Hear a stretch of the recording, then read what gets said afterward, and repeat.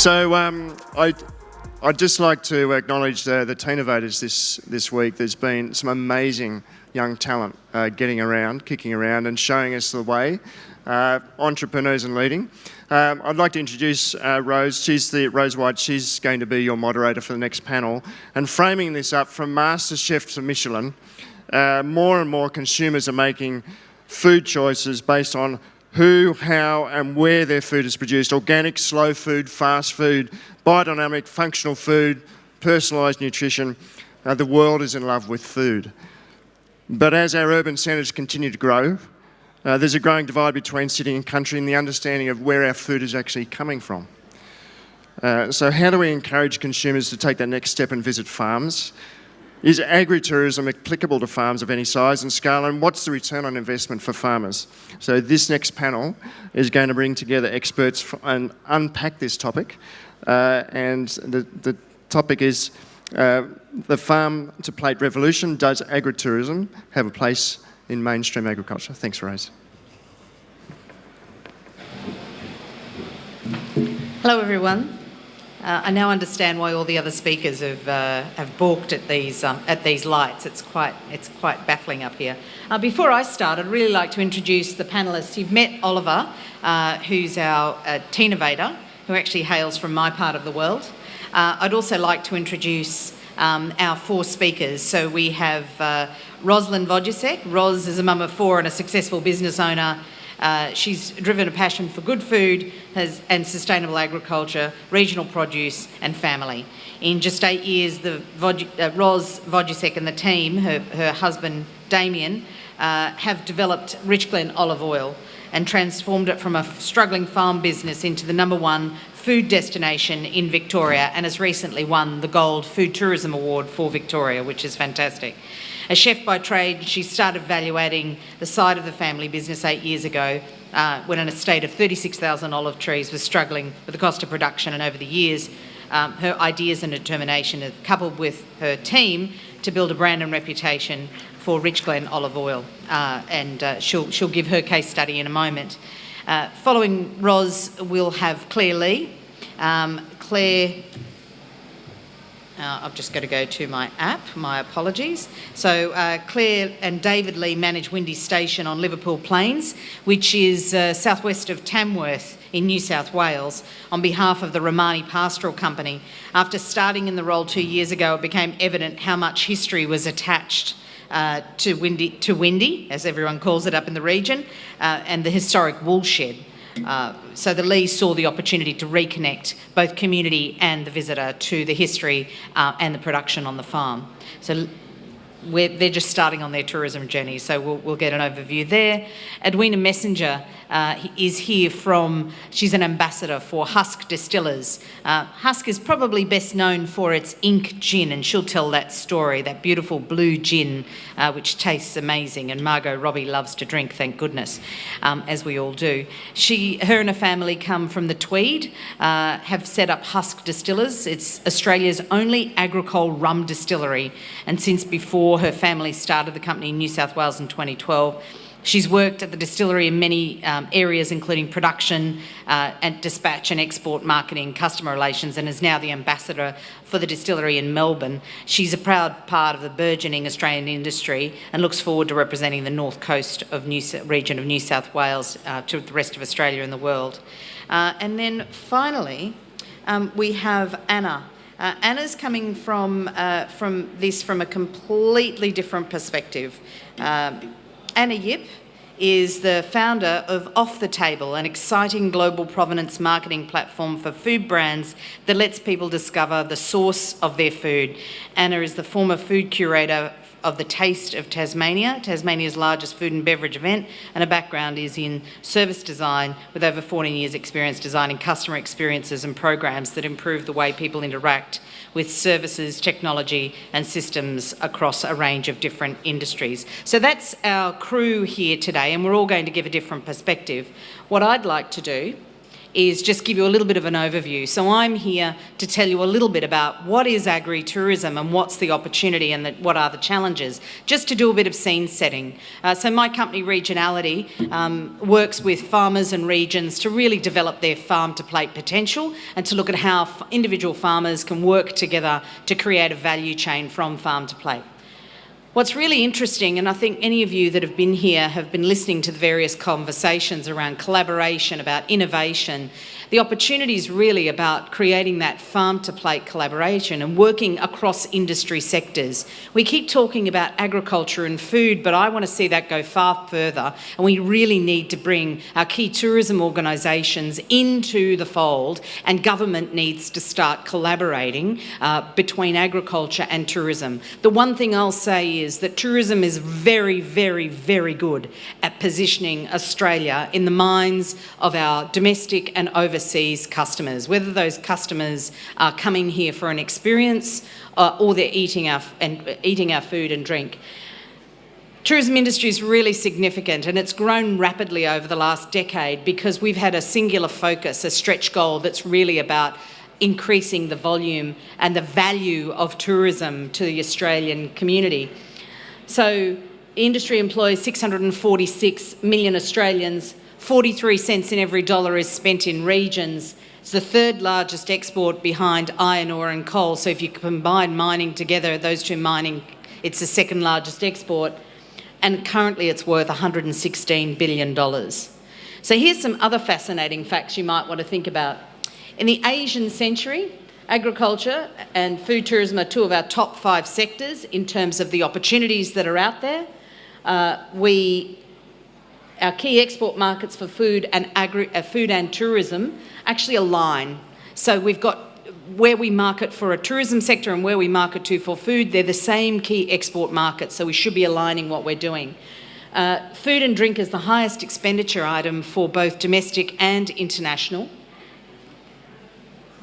And if you listen to the CSIRO report, which was really quite fascinating, and thank God for CSIRO for putting it in there, agritourism is going to be worth, by 2030, $18.6 billion, and that's an opportunity that we just can't ignore, especially when you consider farmers, on average, according to government reports, is worth 10% of what the consumer pays. So what the farmer gets at the farm gate is 10% of what the consumer pays on average. And that's really sad. We need to keep our farmers. We're talking about how we attract people into agriculture. And I'm here to say, unless farmers start making more money and we start diversifying the sector and making it more interesting and innovative, we're really going to continue to struggle to attract young farmers and innovators into the sector. And agritourism has an opportunity not only to attract agricultural jobs, but marketing, service, design, a whole range of different jobs that can come from that connection from farm to plate. Here's the key fact. Who in the room doesn't eat? Is there anybody in this room that doesn't eat? When visitors come to a region, they all eat and drink. Some of them are motivated to go to a place, a destination, because of a whole range of reasons. But every single visitor, no matter where they go, will eat and drink. It's the highest expenditure item. It's not accommodation that they spend their money on necessarily. They're motivated by food and drink, and they will spend their money on a whole raft of different ways, and that's a great way to connect and spread that money in the local economy and to distribute that through to the farmer. As we develop agritourism and culinary tourism, which is the next level on, the opportunity is really about developing strong relationships with the customer so that when they leave your farm or they leave your region, you can continue that buying relationship with the products that you may offer. And whether that's a product in a jar or it's a fresh product or you're part of a commodity, helping to create that emotional connection with through tourism with your consumer is a really critical factor. And it doesn't matter whether your buyer is in Beijing or Brisbane. You can create those connections through on-farm experiences that actually help your product to stand out. The wine industry has been doing it for a very long time, and now it's time for other sectors to look at what their potential is. So what is agritourism? Quite simply, and this definition we've worked through on a national level, is a tourism-related experience or product that connects agricultural products, people or places with visitors on farm. Now, it's not rural tourism. It's not necessarily nature-based tourism. It's about making sure that that experience happens on farm. Culinary tourism is a different thing again. Culinary tourism is the pursuit of a unique and memorable eating and drinking experiences that are defined by the people, place and produce of a destination. And culinary tourism could happen in a city restaurant as long as the connection from farm to plate exists, as long as the story of the farmer is being told and the provenance of the food. Not every agritourism experience is a culinary tourism experience, but every culinary tourism experience could be an agritourism experience. We'll have a discussion about that. But what do visitors want? Visitors are consumers at the end of the day, and they want authentic experiences that are real and that make that real connection from farm to plate. Authenticity is critical. Provenance is another word that is now part of everybody's lexicon. For the past 15 years, I've spent my time actually explaining what provenance is, and thank God I don't have to do that anymore. But it's something we really need to protect and enhance and develop, and it has to be at the core of the offering. An agritourism experience that offers food that isn't from the region misses the mark, and it's important to really consider that. The story and provenance are at the essence of the offering, and both of these things need to be prominent when you're talking to customers. But let's think about the farmer, and why would a farmer want to actually deliver agritourism on their farm? Predominantly, it's because there's an opportunity to unlock their potential, tap into their story, open up their spare capacity, and I don't just mean extra hours in the day, but the resources and assets and knowledge and information and emotional connection and history that they share that visitors want. Why would we think in Australia that when we go overseas, what do? We want to eat what the locals eat. We want to see the source of the food. If we were in Italy, of course we'd seek out the agriturismo, the little nonna under the vineyard, a beautiful table with food that's been picked from the garden, and the menu's been crafted from what has been created by the reputation. So the opportunity here in Australia is, why would we not want to do that here? Of course visitors coming here want that authentic experience, and it helps us to stand out. So farmers and rural landholders have amazing opportunities to tap into this incredible rural landscape and history and heritage that people really want to connect with. They're also custodians of beautiful natural environments that are special places that people can have experiences. And you don't need to build a marble and glass hotel here. A fishing rod, a picnic table, a wine at sunset, or a gin or a beer or whatever, or a glass of water, a chickpea burger, whatever it is that floats your boat. There's an opportunity to really immerse yourself in the beautiful natural environment and feel like you're the only human on the planet. I've gone the wrong way, sorry. What I'd really like to do I love lots of things about a scenic rim. There you go. You just find this peace that's here, and you're a complete world away. That's what it feels like. Tomrup's Dairy Farm, it's a very small-scale dairy farm that's been in this family for 140 years. I think it's extremely important to have a connection to where your food comes from. That's the only way that you can truly value the passion that goes into producing food. I love this farm, everything about it. It's just got this beautiful country atmosphere, and I love being here. I'm asked all the time what my favourite animal is, and I really couldn't pick it, because when I'm there with that animal, I'm loving it. I like to think of Eat Local Week as a backstage pass to all the different farms that are prepared to share themselves with people, a celebration of the food and the farmers and the culture in the scenic rim.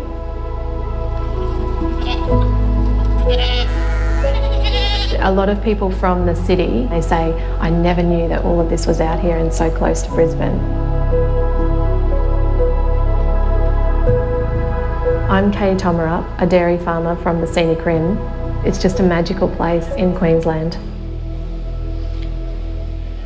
A decade ago, when we started talking to Scenic Rim, their conversation was from the Mayor, one of Queensland's biggest carrot growers, one of Australia's biggest carrot growers. Who the heck would want to come to my farm and pull carrots? It's not a thing. A decade later, they've implemented a roadmap that we developed with them. The farmers that participated in capacity building programs are now leaders in their sector and have opened up agritourism. And now Scenic Rim have been announced as, through the Delicious Produce Awards, as Australia's best, one of Australia's best food regions, and they've won that award, which is fantastic. So you can actually transform a region's viability. That farmer would not be on that farm today if it wasn't for agritourism. And there are so many stories like that, and you'll hear some of those now. I've run out of time, so I'm actually going to cut mine there, and then we'll introduce the next speakers. Do you want to deliver from the seat, Ros? Or do you want to come up here? You want to sit there?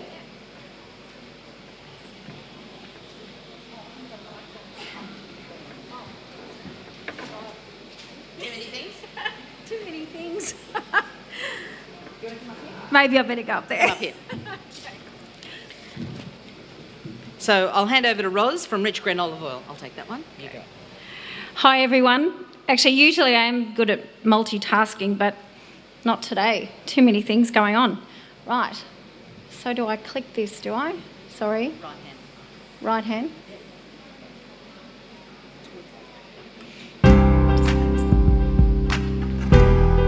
Hi, welcome to Rich Glen, where we make everything on the farm. My husband and his father planted 36,000 olive trees back in 1997. We make about 150 products here on the farm, and they're all out for an extensive tasting at our farm gate store. We have a little beauty room which you can experience all the beautiful pampering olive oil products. We have a museum that has a lot of educational things in there and lots of old family photographs, farming memorabilia, and an olive educational centre. So we're open 7 days a week from 9 till 4. You can call in just for a gorgeous coffee under the 100-year-old veranda, enjoy a beautiful homemade punch or a lovely platter of local produce. So we're located just 7 kilometres out of Yarrawonga on the Murray Valley Highway, so pop in and see us. Love to see you.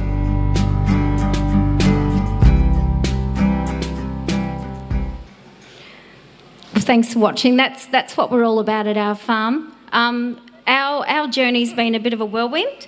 So my husband and his dad planted 36,000 olive trees about 20 years ago. And after about 10 years of trying to make money from the olive trees, we found we just were so far behind the 8 ball, it wasn't funny. Our cost of production back then was about $5 a litre, and all we could get on the wholesale market was $2.80. So my father-in-law, Frank Vodusek, I think we just passed him, but he decided to book the excavators in and pull out the 36,000 olive trees. So we pretty much were horrified. We're both, my husband and I, 5th generation farmers, and we just said, you know, please leave the trees in. We'll give it a crack. We'll, do some value adding, and we'll turn that $2.80 a litre into $28 a litre. So that's what we did. There's my husband. We're always trying to be innovative. He's making a chili oil there that we mix with the olives. That's me on the shovel, making an Agritourism lemon olive oil. So, we're always trying to do different things. So those Agritourism oils, we actually get about $50 a litre for those. People, just love it for cooking and salads and everything else. So I guess the start of our journey, when we decided that, it was really important for us to bring our kids up and keep the farm going, we opened one of the little bedrooms that were built on the side of the house, and I got busy making salad dressings and just fiddling around, developing lots of different products. We went to a lot of trade shows, farmers markets. We jumped on board anything our local shire had to offer as far as learning. There was, lots of different courses and trade shows and that. So we had a lot of fun doing that, and we developed a brand, Rich Glen, which is the name of the property, and we got our name out there. I guess the first start for us was so I could start. My husband was a butcher, so he still had a partnership in a butcher shop in town, and I was at home trying to juggle the kids and try and make a few products. So we employed one girl back then. That was about 10 years ago. And I always say I'm not the sharpest knife in the drawer, but my brain told me if I could make 6 bottles of salad dressings a day, that would pay her wage. So we opened up the little bedroom. We put a sign out the front on the highway, and people started coming, and they started coming back. And I think, yeah, they liked the product, but they actually loved the simple experiences on the farm. Like like you saw Kay from the dairy feeding the animals and that sort of thing. So, you know, people are really crying out for any of those simple experiences. These are some of our products. So we do make everything on the farm. So in the last 5 years, we've built a manufacturing production area and a beauty manufacturing area. The skincare's probably become 50% of our business now. So it's going really, really well. So after about 5 years, our little shop was really bursting at the seams. So we decided to move out of our beautiful old house and make the whole house into a shop. So we got in touch with Vic Roads and got a little sign out the front, those brown tourist signs with a coffee cup on it, and business went crazy, pretty much. As soon as we offered that coffee, it gave people, you know, purpose to call in and have a bit of a coffee, and they just started, you know, buying stuff and returning, kept returning. So that's our house there. That was our little shop. So that was the bedroom that we transformed into. We just had, it was only a little, it was probably 6 by 3. We joined the Murray Farmgate Trail. That was a huge thing for us. That was just beginning. That was sort of just beginning. So we jumped on the Farmgate Trail, which is a little trail that goes all around our area on the Murray River. Lots of little producers like us, and even smaller. There's about 10 on the trail, and anyone that comes to our area pretty much from Albury to Echuca, you know, they're all looking for those experiences, and especially food experiences and farm experiences. So that was a really great thing for us, was to join that trail.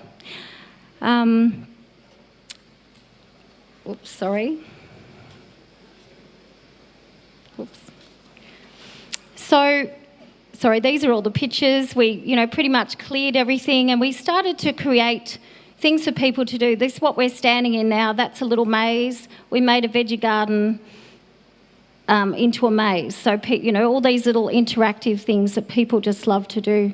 We put in a bush tucker garden and a herb wheel. We made a big, actually the photo's not, but we made the windmill into a big cubby house. We've got a cubby house in that now for the kids to play with.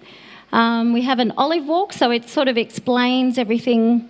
You know, people are really hungry for that information, so it explains pretty much the paddock to plate.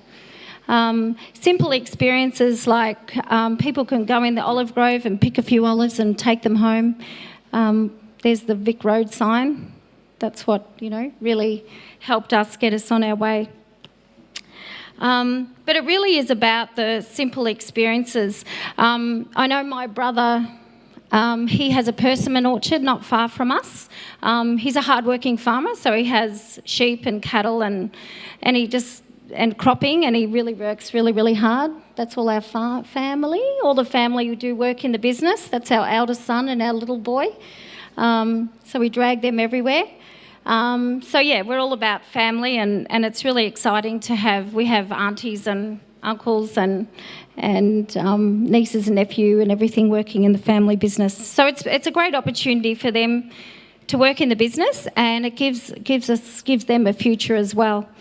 It's my daughter. So, sorry, there's just a few more photos coming up. It's in the veggie garden. Oh, 10 minutes is a long time. I think I've nearly finished. That's our team. We have a fantastic team. Our team's grown from, I think I did say, our first team member was about 10 years ago. We employed one girl, and, you know, to be able to pay her wages, I thought, you know, I'll make half a dozen bottles of salad dressing. Our team now consists of about 35 people, and there's half of them in manufacturing and half of them in the cafe store. So in our store we do have it's a full-on cafe, and it's also a food store. So what we've tried to do over the last couple of years is collaborate with all the farmers around our region, and we're now showcasing their products in our store as well. And that gives us an opportunity to, you know, when people come in and they're looking for things to do, so we, you know, forward them on to their little farm businesses and give them the farm gate trail.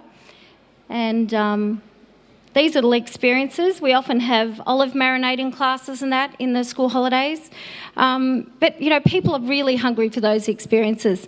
And even just, you know, you can just have a walk in the grove, feeding the lambs. God, that was our number one. We had about 10,000 hits on our Facebook page just by posting that picture. We did a little video, and we have the lambs all year round, and it's such a big draw card. People just love them. We've got the badminton net, so people come and they have a cup of coffee. The kids roam around everywhere, playing games and doing things. We have a museum, so that shows all the old memorabilia from over the last 100 years, really. We've got a beekeeper on the farm now, and we produce our own honey.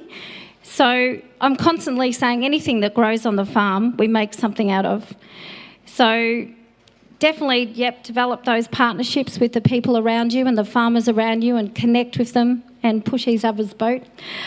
Show the love to the locals. I always say your locals are your biggest supporters, and they've been the biggest of our supporters because they bring their family and friends, and they tell everyone, so word of mouth is a powerful thing. Anyway, thanks for listening to me.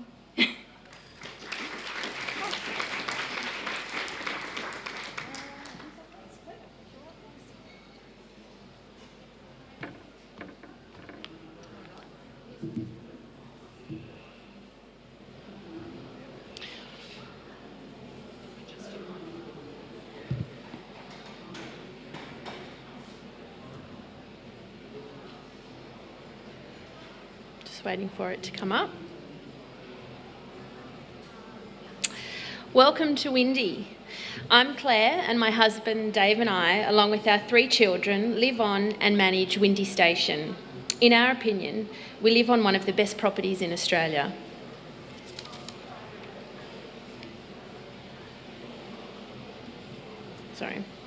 Windy Station is part of the Romani Pastoral Company Group, which is made up of 4 farms across New South Wales. RPC is owned by the Swishenbach family, who reside in Europe. They maintain a strong involvement in the business, and they visit regularly. Production ranges from sheep and wool, beef cattle, and dryland cropping.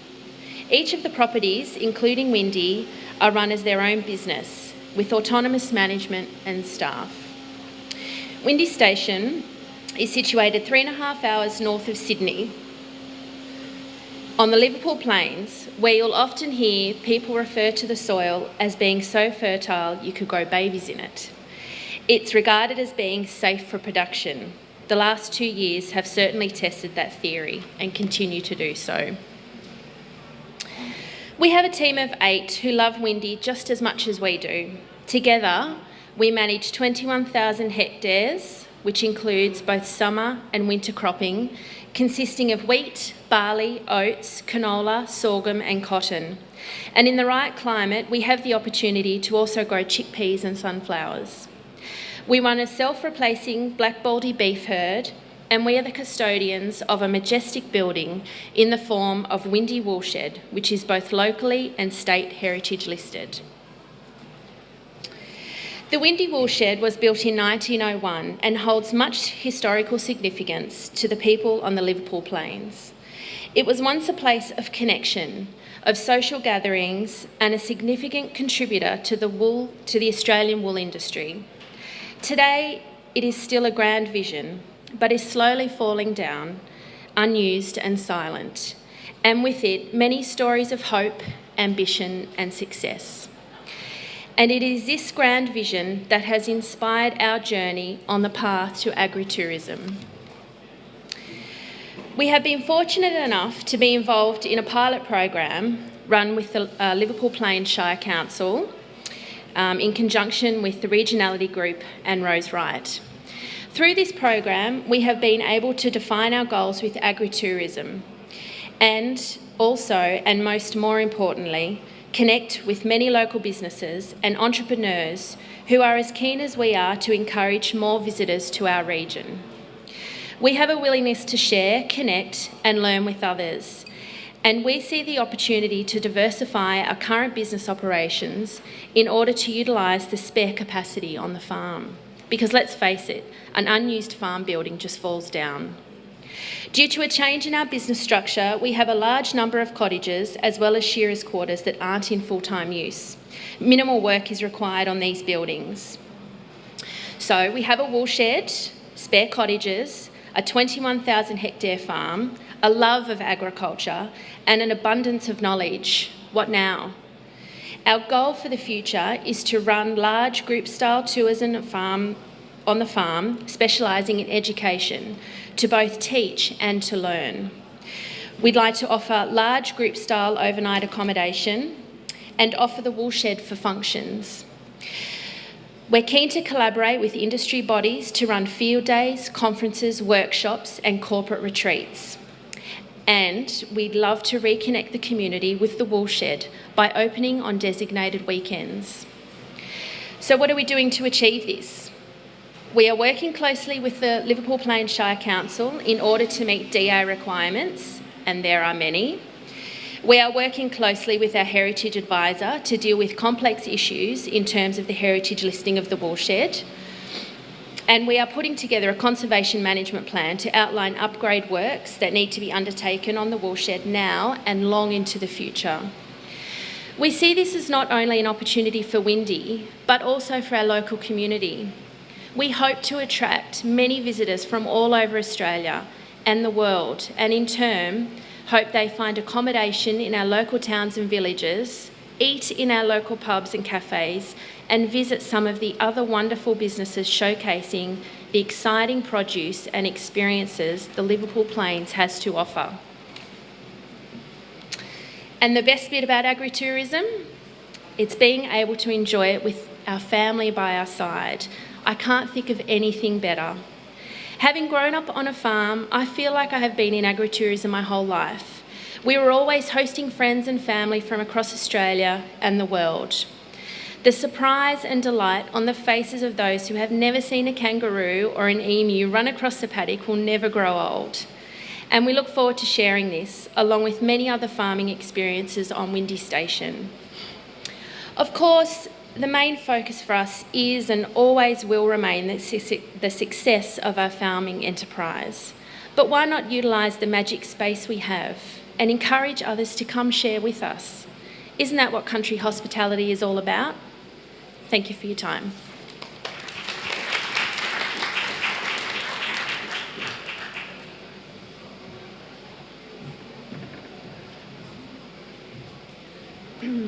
Hello everybody, that's me. My name is Edwina and I am here representing my family's business, Husk Distillers. So I'm going to show you a little video first, which was filmed about a year ago, and we started in 2012. So this really shows where we're at now, and I'm going to tell you the story of how we got here. So.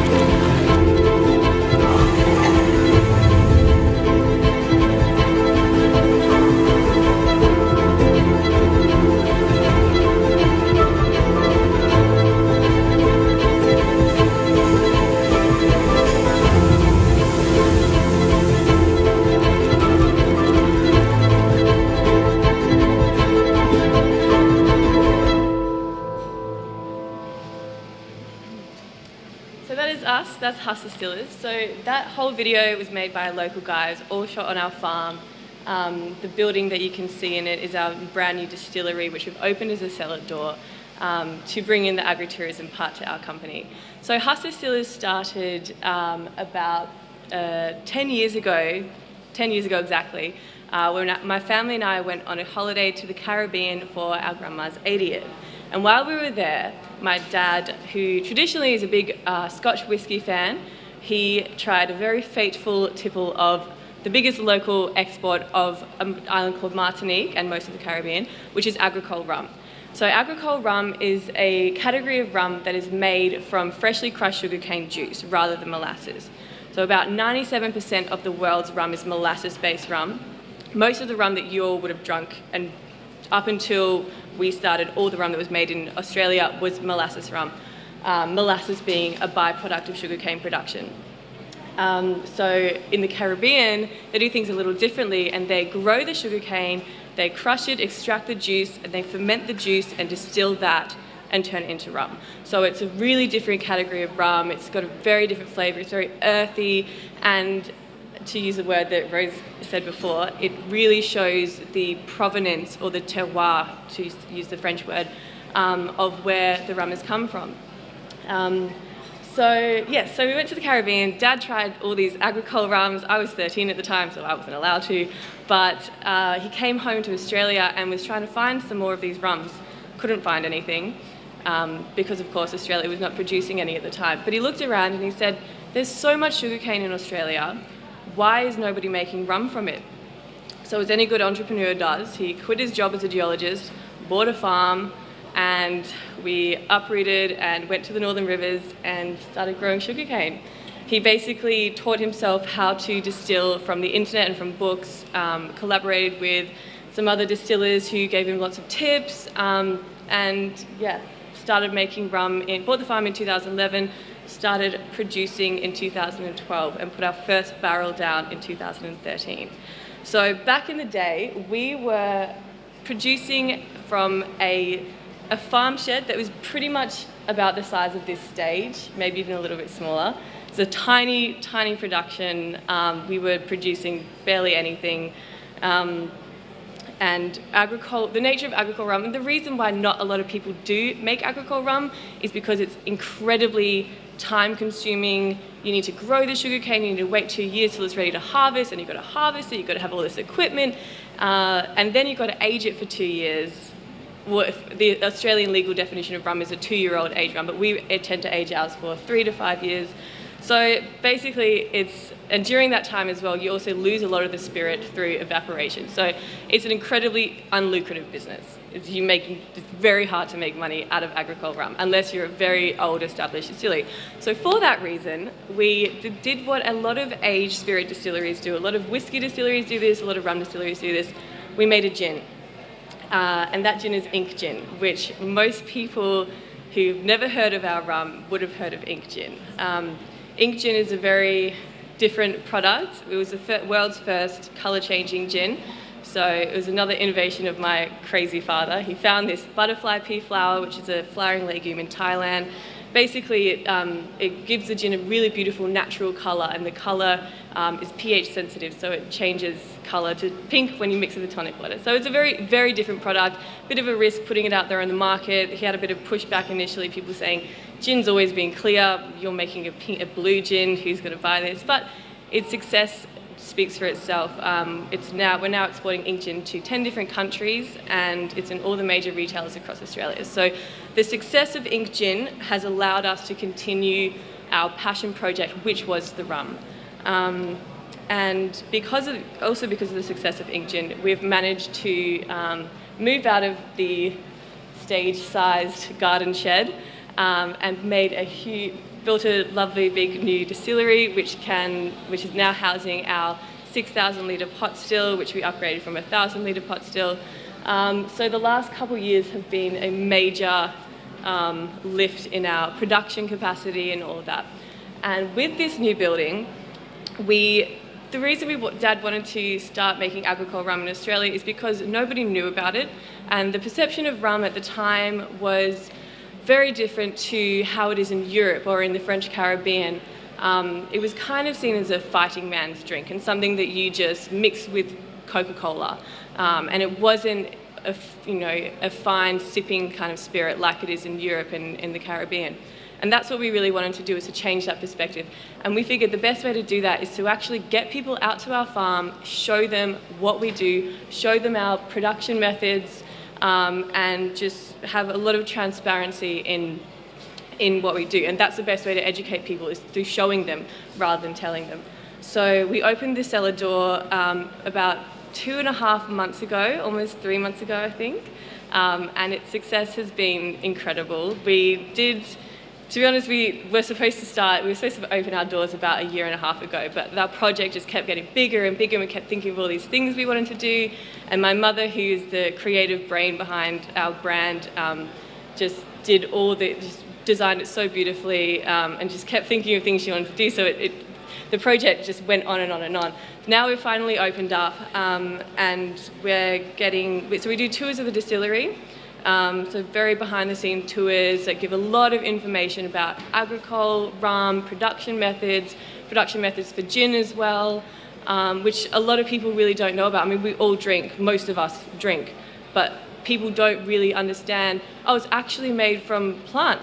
All alcohol is actually plant-based, and it's made from grain, or it's made from sugarcane, and it's got all these different, for the gin, it's got all these different botanicals that are used in it, and they all, create these different flavors, and it's really a fascinating science, distilling. It's incredible. And that's what we really wanted to get people to understand and to teach people about that.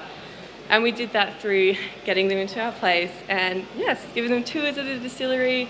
We've got the same thing, we've got cows in our distillery, and the kids love them. So it is a distillery, but there's things for the whole family to do there. And success has been really great. We're getting about 1,000 people through the gates every day. On weekends, on Saturday and Sunday, our busiest days have been about 1,500 through the gate, which we never in a million years envisioned would happen.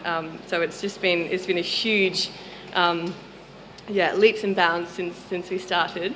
So that's us, that's Husk, so that's my family. And the best thing about having agritourism in our family is being able to share our family's passion and share it with the world and educate people. Yeah, thank you very much.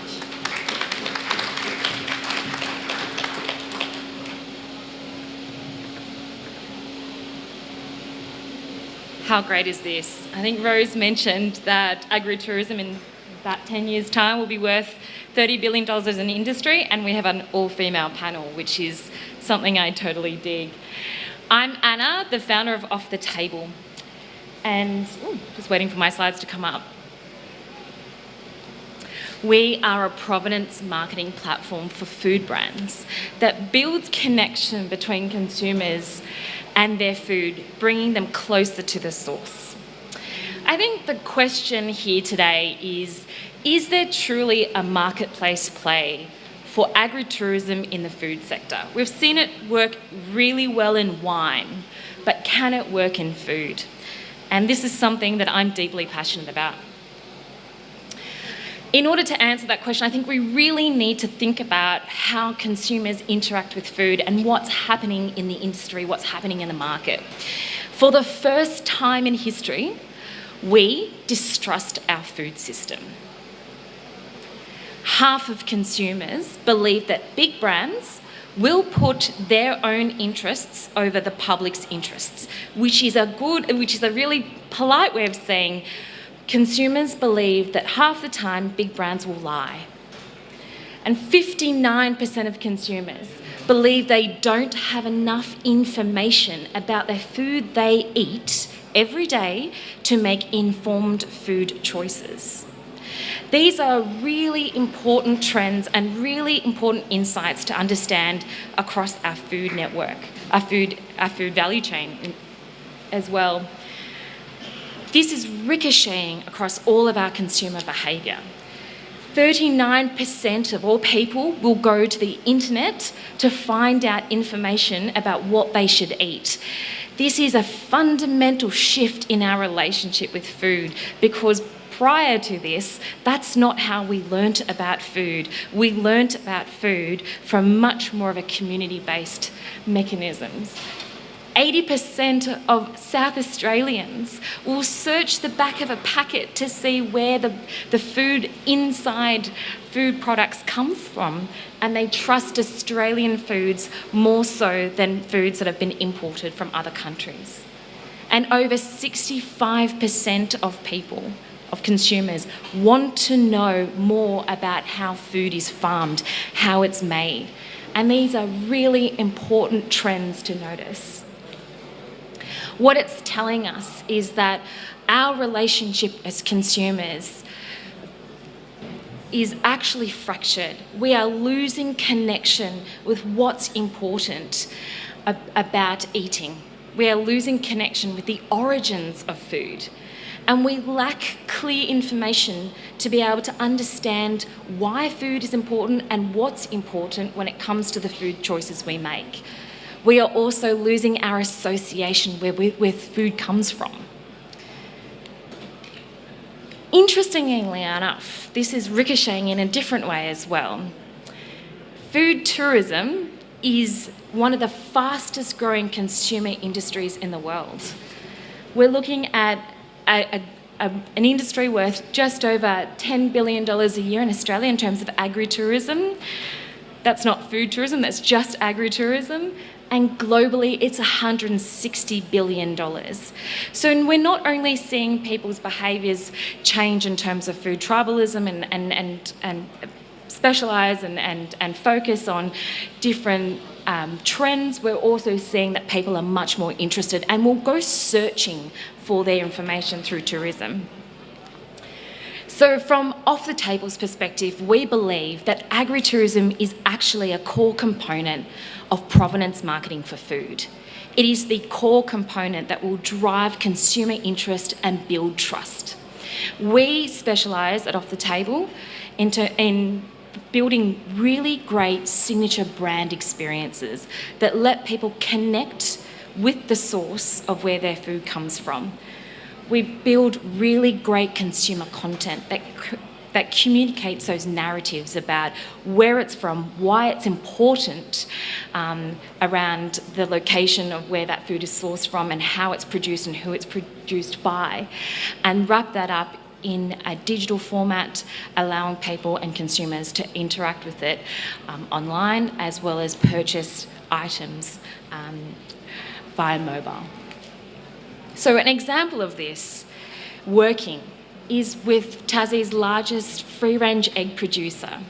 Identified that their consumers are quite fractured in terms of how they make their decisions about whether or not they should buy free-ranged or caged. And so we developed an on-farm experience where they can come and actually understand and experience what free-range really is, and more importantly, how they ensure quality and safety around this product, which is often overlooked as just being an everyday consumer product. We've been able to translate that to a mobile booking experience.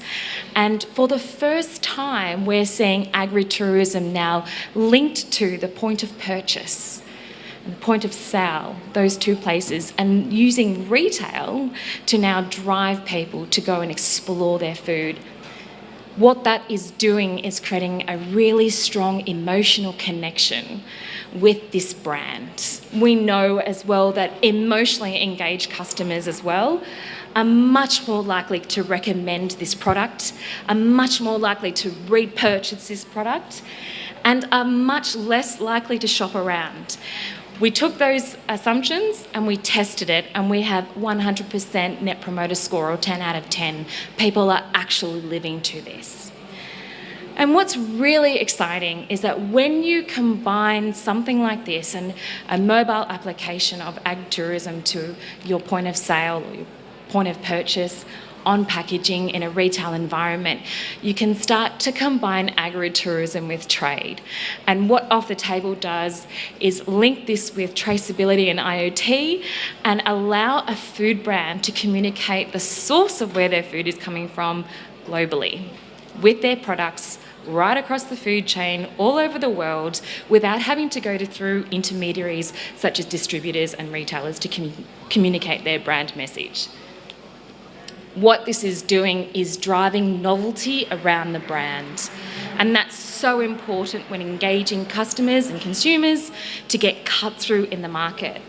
How do people start paying attention to your food and building trust and sharing the message? And we've seen that our experiences really create lots of attention. Some of the other things that we are doing as well is not just FMCG products, but we're testing boutique products and specialised products to see how this might apply across all different food types. In Tasmania, you can hunt for black truffles, these exclusive black diamonds, with Australia's first truffle farm. Here's Anna Terry, who you may recognise from NKR.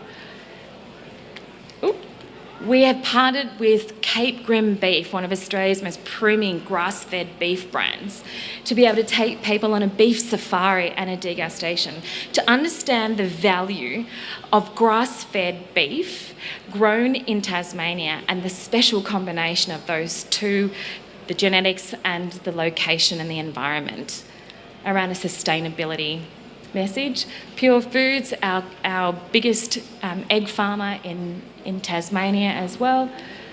We have Robin's Island Wagyu, a really special product that is based in the northwest of Tassie, where you can go on a wild Wagyu adventure and really understand what it takes to produce, really incredible marbled score Wagyu beef.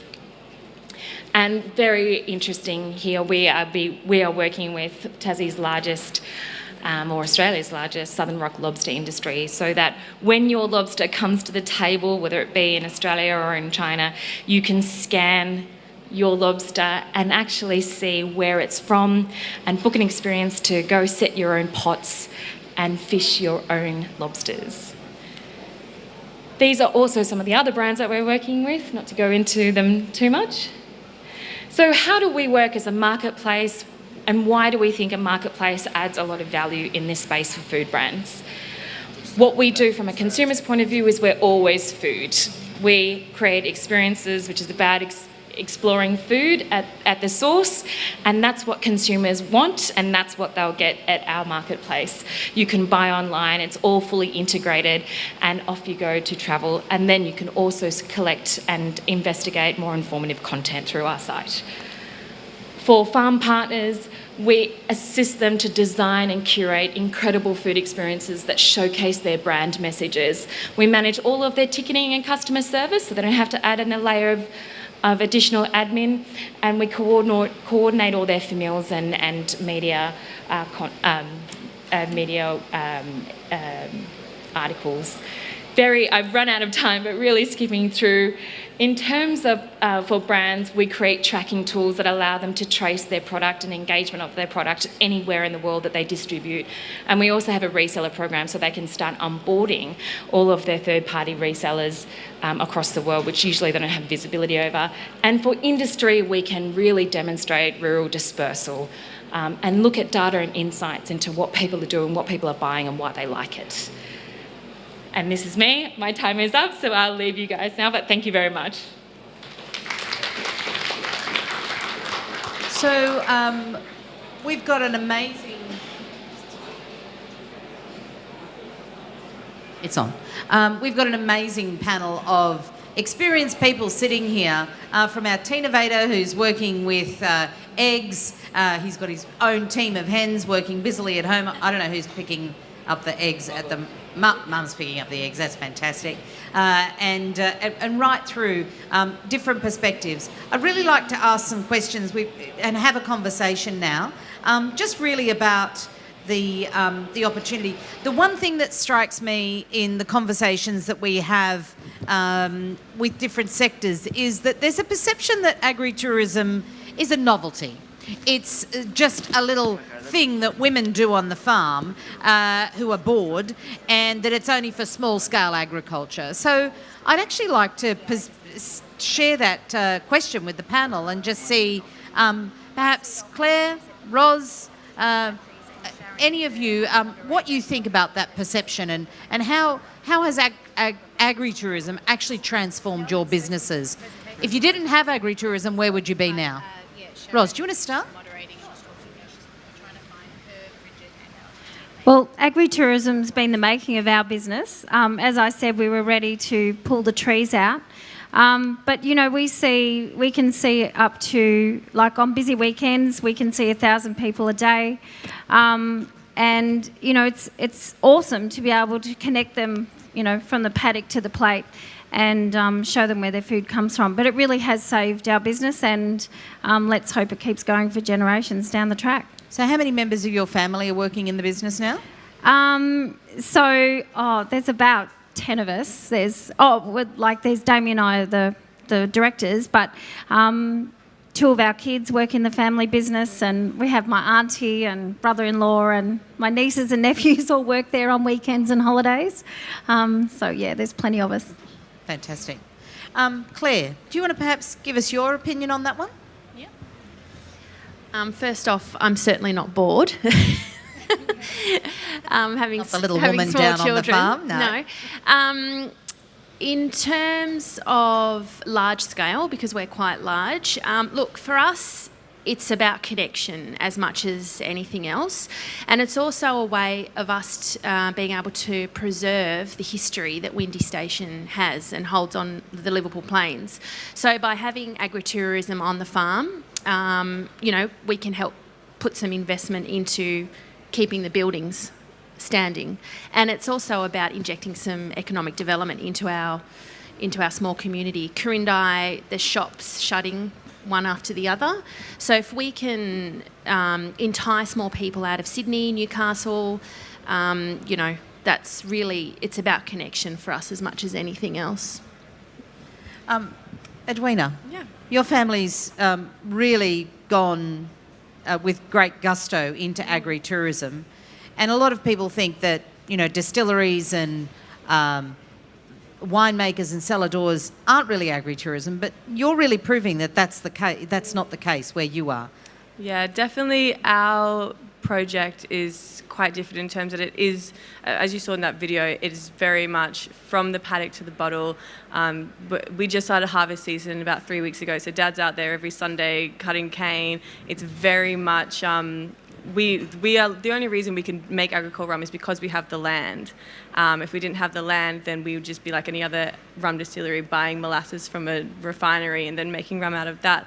But yeah, I think, and as you said, agritourism really does inject a bit more of an income into what otherwise would be a really hard slog. I mean, farming is not easy work, and oftentimes it's not financially viable. So when you can inject a little bit more income into it, and also into your, as you said, surrounding areas, if you're, like we're in a very small town in Bulgham, bringing more tourism into that area is, it's invaluable.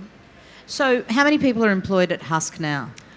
We have on the books now, I think it's about 48 people. Okay. How many acres of cane did you have? So it's a 150-acre farm. We started with no sugarcane. It was the last time there was sugarcane grown on our farm was about 57 when it turned into a dairy farm. So we started off with 2 rows in our first year, experimental cane, and now we've got about 4 hectares of cane on the farm. So essentially what Husk Distillers have done is they've taken a disused marginal hobby farm and converted it into an employment generation centre that's attracting thousands of visitors and employing dozens and dozens of local people. Yeah. That's what agritourism can do for regions and for individual farms, is to take spare capacity on a property and convert it into high income. And I'm really interested in what you're doing. It's quite fascinating what you've done down there. And Tasmania's absolutely blossomed in the last, 3 to 5 years in terms of becoming a hub for agritourism. How are you finding your large-scale producers? Cape Grim's by no means, and Robin Island, these companies are not small-scale businesses. So how are they welcoming you in, and how are they seeing this as an opportunity for their growth? Yeah, so they love it. So agricultural producers, food producers, food brands, distributors, they don't have the capacity to run agritourism as a core part of their business. So what we offer is all of the services around that so that they can deliver a really great experience that showcases their brand without having to do all of the administrative level on top of that, from ticketing to customer service to all that kind of stuff. And for them, it's tagging what they already do. So they already provide for meals, and they already take top chefs and their retailers to their producers and take them on an experience. What this does is create a model where they can do that easier, but also they can now engage consumers in that experience. So it's really streamlining it, it's making it really easy, and it's also celebrating the messages about their brand that are so important that people need to know. We've run out of time, so which is really unfortunate. I would absolutely encourage you all, if you've got a question for any of our panellists, to come up and have a chat with them afterwards. But I'd really love to thank Oliver, Ros, Anna, Edwina and Clare for joining me up here today and starting the conversation. This is the start of a conversation about the farm-to-plate revolution and the role of agritourism in driving agricultural and the food sector. Thank you for your time. Thank you. Give it up for Rose and the team.